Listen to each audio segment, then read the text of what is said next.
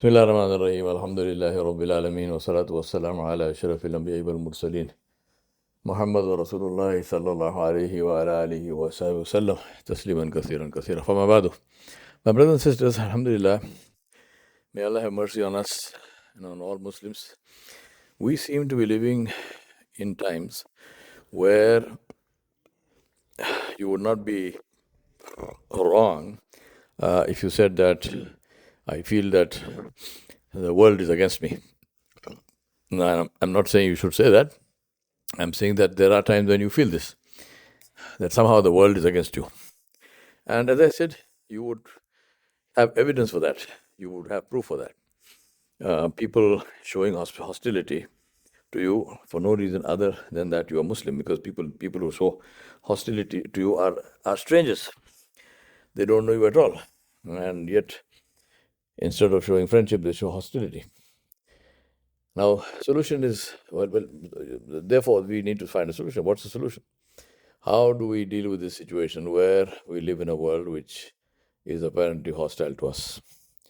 Now, Allah subhanahu wa ta'ala showed us and gave us this solution in the Quran, where Allah subhanahu wa ta'ala said, Ya ayyuhalladhina amanu ista'inu bis sabri was salah. Inna Allah ma'as sabirin. Allah subhanahu wa ta'ala said, O you who believe, seek help, seek assistance, seek help from sabr and salah, from patience, from fortitude, and from prayer, from salah. So salah is, and Allah said, verily Allah is with those who have patience, who have sabr. Now, as I mentioned many times before, sabr relates to doing everything in your power to achieve your goals. Sabr refers to determination. It refers to consistent action. It refers to doing whatever is necessary to achieve your goal, not just to sit and wait for things to happen, calling it patience. This is not patience, this is just laziness. Patience means to make the maximum effort you can in order to succeed. And then was salah. And Allah subhanahu wa ta'ala put salah after that. He said, and salah. And salah, because we remind ourselves that success will come from the amr of Allah, will come from the hukum of Allah, from the order of Allah. Success will not come from simply our effort by itself. This thought and this understanding that success comes from Allah is tawakkul, and this tawakkul is the tawheed of the heart. Tawakkul is the monotheistic belief of the heart. Tawakkul is to completely and totally rely on Allah subhanahu wa ta'ala after making all the effort that is required, after using all the faculties that Allah has given us, after using all the resources that Allah has given us. We then turn towards Allah subhanahu wa ta'ala in complete and total submission, and we say, Ya Rab, I have done whatever I could do, and I leave this matter now in your hands. Give me success. Help me against the forces that are arrayed against me. Help me against whatever difficulty is in my path. Remove the difficulty, because for you there is no such thing as difficulty. So this is something which we seem to lose track of. Now, therefore, today in this world, if you look at it and say, well, Muslims are in so much of difficulty everywhere, there's hostility against them, as I said, varying degrees. In some cases it is nihilistic, in other cases it is less, but there is by and large the seems to be hostile people, hostile forces. Therefore, since the solution is given in the Quran, which is Ista'inu bis-sabri was-salah, we should be seeing Muslims who are hugely focused on their goals, people who are using their resources, using their knowledge, using their strength, abilities, influence in the right way, and who are united, who have a unit, who are united in their focus, who are united on the success of their mission, and who who have turned to Allah subhanahu wa ta'ala. So Muslims who have cleaned up their act, who are out of haram, who are not doing anything which attracts the anger of Allah instead of Allah subhanahu wa ta'ala's pleasure. Something which they are not doing anything which attracts the enmity of Allah subhanahu wa ta'ala instead of the wilaya of Allah subhanahu wa ta'ala, protection of Allah subhanahu wa ta'ala, and who are people who are standing in the night in tahajjud, people who are protecting and safeguarding their fard salat, which is the most important thing that we have. Therefore, all this must happen. Now, if with given this framework that there is hostility and the solution for hostility is sabr and salah, and therefore I must therefore be seeing or should expect to see signs of sabr and salah in the Muslim population, what do you think we are going to see? Now that's my point. The point is that yes, we should be seeing these things, but do you think we are seeing it? If we look around ourselves, are we seeing Muslims who are united, Muslims who are focused on a single goal that is beneficial for the entire community and the entire world, because we are in this world to help everybody else, and therefore our goals are not separate from the goals of the good people of this world, right? Muslims who are dedicated to Allah subhanahu wa ta'ala, who are who are focused on Allah subhanahu wa ta'ala, who are submitted to Allah subhanahu wa ta'ala. Are we seeing this? And if we are not seeing this, then we need to ask this question and say, what is wrong? So do we really believe in the Quran al-Kareem? Do we really believe that what Allah has told us? Because here is a solution and we do not implement the solution. So what are we going to get? Now that is the question. The question is to ask ourselves and say, what are we seeing in terms of our actions, and what does this promise us? Does it promise us delivery from difficulty, or does it promise us perpetuation of that difficulty? Now, having said that, obviously the idea is not to criticize the world, but to ask ourselves and say, in my own life, if I look in my own life, am I seeing signs of sabr wa salah in my own life? Is my life going according to a focused goal plan, which is from the Quran and Sunnah? Have I cleaned up my act? Am I earning and eating halal? Am I acting in a halal way? What is my treatment of people like? How do I fulfill the rights of people? How do I treat my parents? How do I treat my siblings? How do I treat my children? How do I treat the people around me, my neighbors? All the ahadith of Rasulullah concerning the rights of neighbors, am I doing that? Am I fulfilling those rights? Right? All of this, everything is together. We have the famous hadith of Abdullah ibn Masud radiallahu anhu, and he said, I asked Rasulullah, Ya Rasulullah, which is the deed that is most beloved to Allah subhanahu wa ta'ala? And he said, as-salah ala waqtiha. He said, the salah at its time. And then Abdullah bin Masud radiallahu anhu said, and what else? He said, birr al-walidain.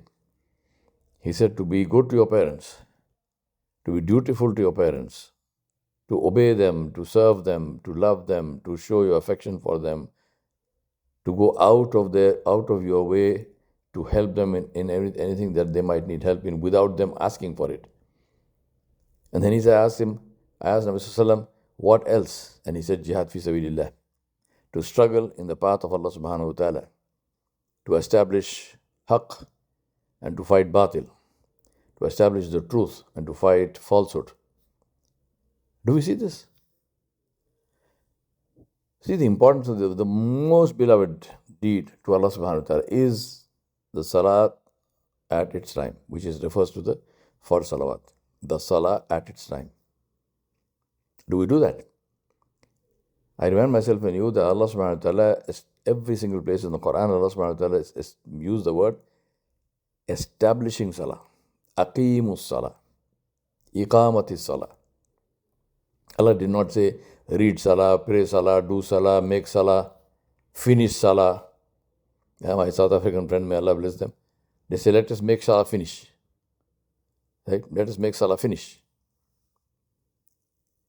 No, really, I mean, think about this. I mean, uh, Allah did not use any of these phrases. Allah subhanahu wa ta'ala said, Aqimus salah. Aqimus salah. Establish salah. And then Allah said, Inna salata tanha anil fahshai wal munkar. Salah separates you from all fahushat and munkarat, from all obscenities, from all shameless things, and from all disobedience of Allah subhanahu wa ta'ala. Now you might say, but okay, so it separates this from disobedience and so on. So how does it help me? In the same way, it helps you in the same way as, for example, living in a clean environment saves you from respiratory illnesses.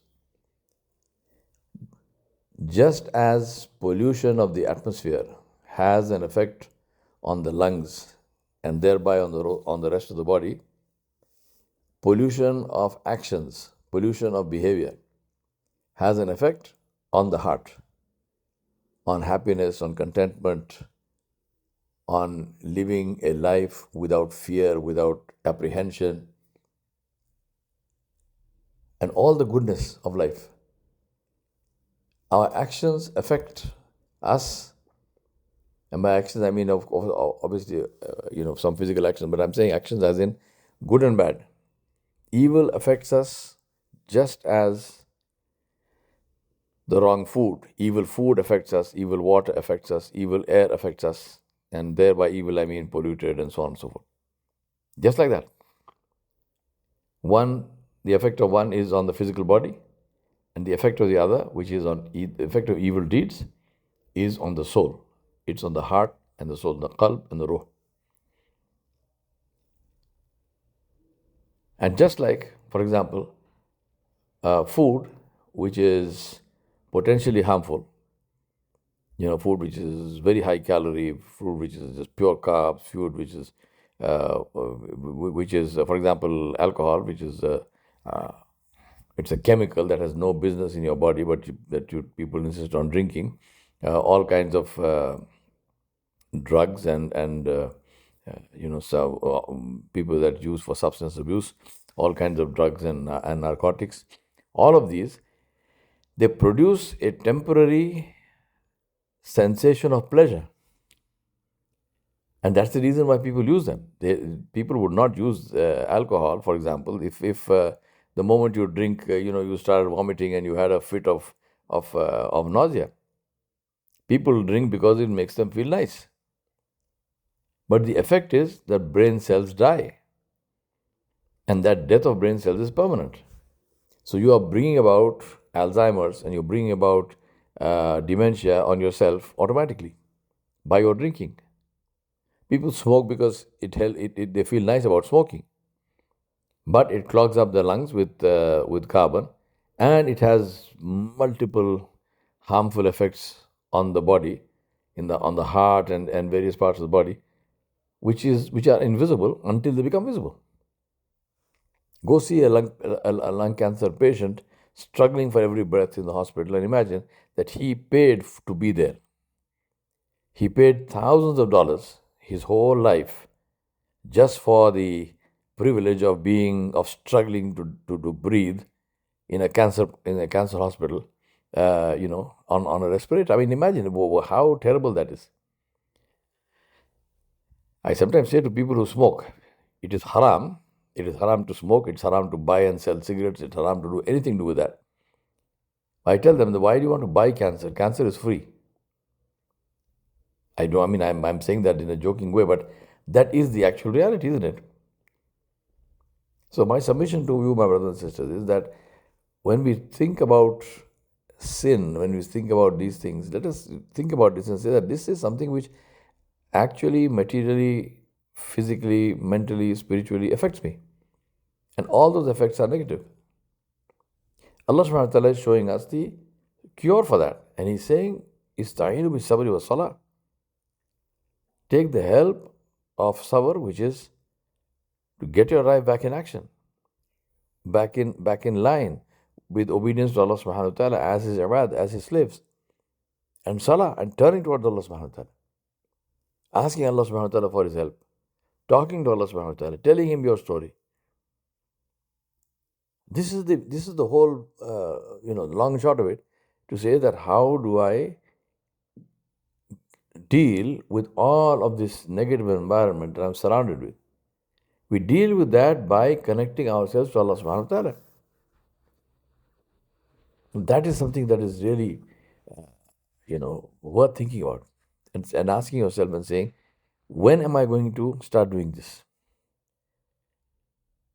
All of us are used to this thing of saying, I can die any minute, and death is there, is the only certainty, and so on and so on and so on.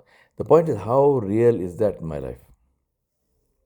Ask yourself this question and say, how real is that in my life? A day will come when we will die. And that day, the curtain will be lifted. And then we will see the effect of all that we chose to do and all that we chose not to do, depending on whether what we did and what we chose not to do was in obedience to Allah subhanahu wa ta'ala or the opposite. Ask Allah subhanahu wa ta'ala to help us to live our lives on the path that was shown to us by His Habib, by His Rasul alayhi salatu wasalam, and to help us to benefit from that. Remind yourself always. Allah subhanahu wa ta'ala said, Ya ayyuhalladhina amanu ista'inu bis-sabri was-salah. Inna Allaha ma'a sabirin. We want Allah with us. Let us look at sabr. Let us look at salah. Wa sallallahu ala nabiyil kareem wa ala alihi wa sahbihi ajma'in bi rahmatika ya arhamar rahimin.